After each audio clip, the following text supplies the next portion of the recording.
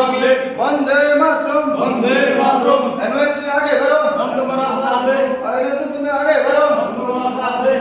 एनओएसए long live, long live, long live. वंदे मातरम वंदे मातरम, वंदे मातरम। वंदे मातरम। আমাদের আজকে এই যোগদান সভায় আমাদের যে এনওএসএ কর্মীদের যেগুলো আজকে যোগদান করেছি ওনাদের নেতৃত্বে আগামী দিনে আমাদের সংগঠন আরো মজবুত হবে, আরো ওনাদের দল আরো আসবে।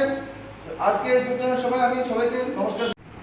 আজকে বিলোনিয়া কংগ্রেস ভবনে বিলোনিয়া ডিস্ট্রিক্ট এনএসইউয়ের উদ্যোগে আজকে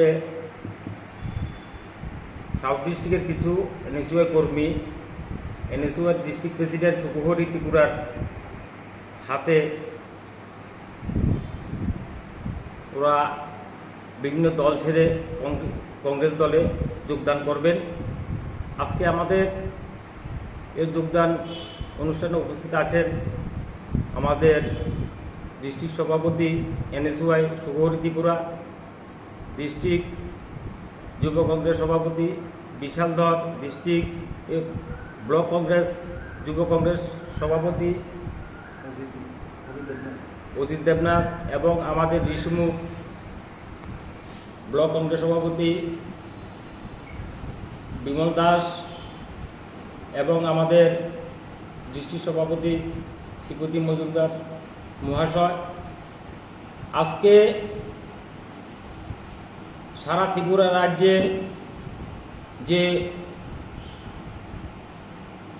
বিজেপির অপশাসনের বিরুদ্ধে মানুষ যেভাবে সোচ্চার হচ্ছে, আজকে ত্রিপুরা রাজ্যে বিভিন্ন প্রান্তে দলে দলে বিভিন্ন দল ছেড়ে কংগ্রেস দলে সামিল হচ্ছেন।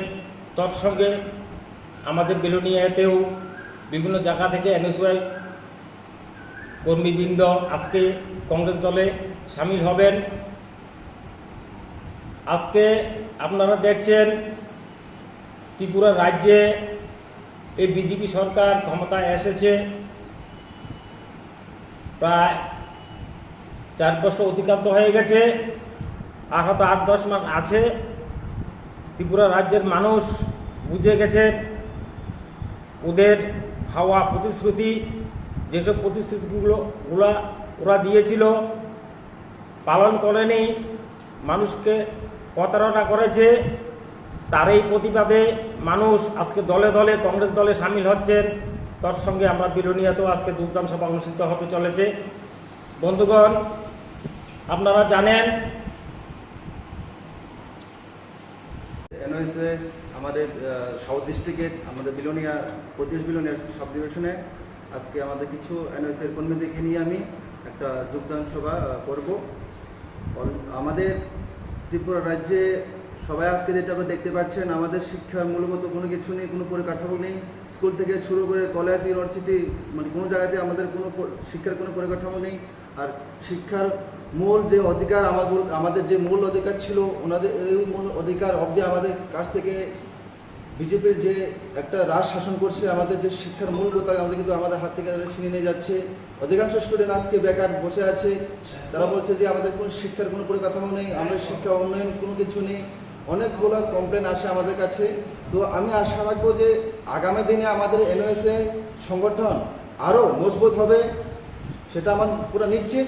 আমি আমাদের এই মিডিয়া ভাই বন্ধুদের কাছ থেকে আমি একটা বার্তা দিতে চাই, কারণ ছাত্র সংগঠন আমাদের মজবুত যদি হয়ে যায়, এরপরে আমাদের সামনে যে আমাদের নির্বাচন হবে আমাদের এনওএসএ যেগুলো কর্মীকে নিয়ে, কারণ তারা তো কলেজ অব্দি দখল করে রেখেছে, বিজেপিরা বিনা নির্বাচনে কলেজ দখল করে রেখেছেন, তারা ওখানে রাজ করছে।